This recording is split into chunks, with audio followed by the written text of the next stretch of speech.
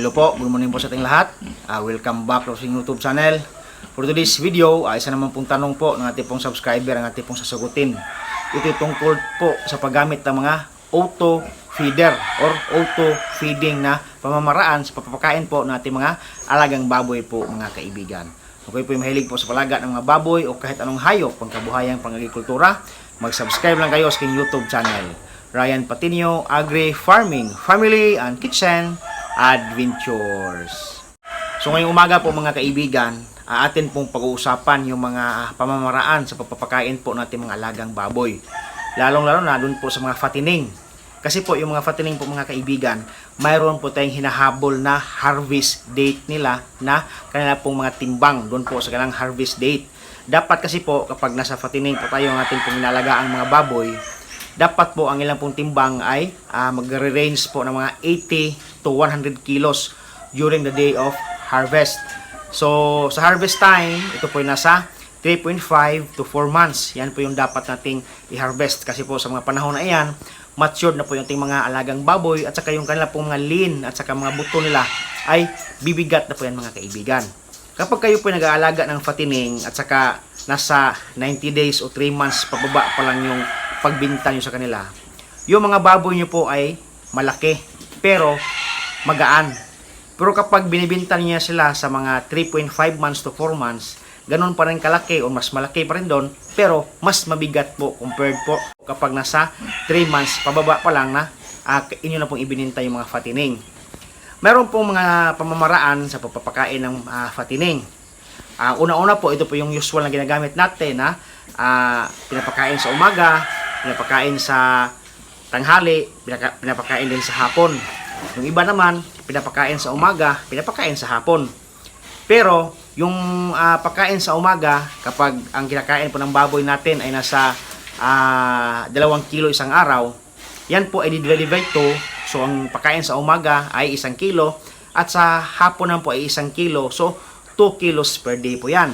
Kapag kayo po ay nagpapakain ng 3 times a day, yung 2 kilos na yan, pwede nyo pa nang i-divide by 3 para pwede kayo mapakain sa umaga, tanghali at hapon. Kapag fattening, ang maximum na pinapakain ko po sa akin pong pag-fattening dito ay nasa 2 kilos to 2.5 kilos lang per baboy.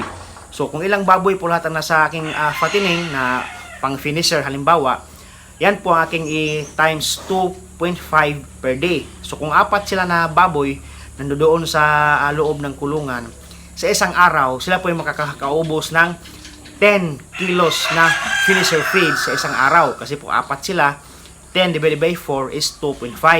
Kapag kapag 2 kilos per day lang, so 8 kilos po ang ilang mauubos araw-araw. 8 divided by 4, 2 kilos per day. Kapag nasa finisher na po mga kaibigan. Kapag nasa grower, 1.5 to 2 kilos. Kapag nasa starter, 1 kilo to 1.5. Kapag nasa pre-start pa lang, 0.5 to 1 kilo. So yan po yung ating sistema ng papapakain. Meron ng iba pong mga nag-aalaga ng mga baboy kaibigan na ang kanila pong ginagamit na papapakain ay ad libitum. Ang ibig sabihin po ng ad libitum ay unlimited feeding. So ad libitum feeding. Kaparehas niya ng unlimited feeding. So sa pamamaraan na iyan, ang gamit po nila sa papapakain ng mga alagang baboy ay yung automatic feeder.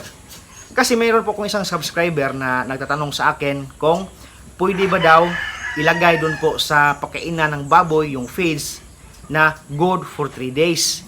Ang problema kasi kapag wala kayong auto feeder, yung feeds po mga kaibigan ay napabayaan po natin makontaminate ng mga microbes or bacteria kasi naka-open lang po yan doon po sa pakainan ng ating mga alagang baboy. So ang tendency niyan, mapapanis po yung feeds nila kasi minsan hinihigaan, nilalaro ng ating mga alagang baboy, naaapakan, naihian. So makontaminate yung feeds. So mayroon pong tendency na magka-infection din ng ating mga alagang baboy.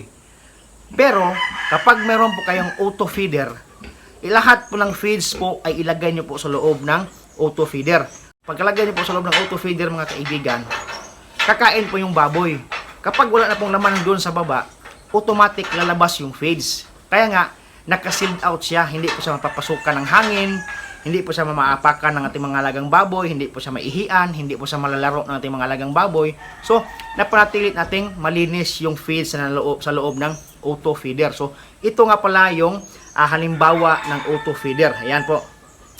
Marami pong design ng auto feeder. Pwede po kayo magpaka-customize ng paggawa ng auto feeder. Kahit anong design po pwede. Kasi po, yung auto feeder ay ang purpose po nito ay ma-prevent yung pagka-contaminate ng feeds na nasa loob para yung baboy po ay makakain ng feeds anytime kung gustuhin nila. Kaya nga kapag auto feeding yung gamit natin on ad libitum, mas marami ka pong feeds na magagamit. Mas maganda kapag ikaw po ay naka-auto feeder o auto feeding, ang mga baboy nyo po ay pure hybrid. Kasi para hindi po kayo malulugi doon po sa pagpapakain ng feed sa kanila. Kasi nga po, kapag yung alagang fattening mo ay may halong native at saka naka-auto feeding ka, malakas silang kumain, malakas lang umuubos ng feeds. Pero yung paglaki ng katawan nila ay mahina, ay malulugi ka po talaga kaibigan.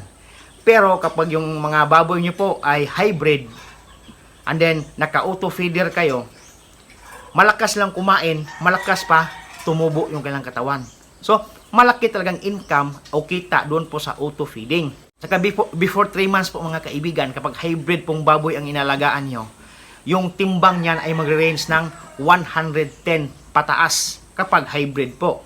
Pero kapag native o may halong native at sa naka-auto feeding kayo, ay malulugi po kayo dyan mga kaibigan. Kasi yung kanya pong pag-ubos ng feeds at saka yung ratio ng paglaki ng kanyang katawan o pagbigat ng kanyang katawan ay hindi po ganoon kabilis.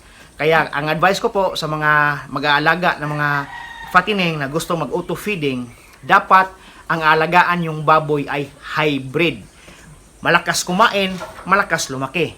Kapag kayo po ay nag-aalaga ng may mix na native, wag po kayong mag-auto feeding, wag po kayong mag-ad libitum kasi malakas kumain, mahina pong lumaki po mga kaibigan. So, yan po yung mga tips at pamamaraan sa papakain po ng ating mga fattening na baboy.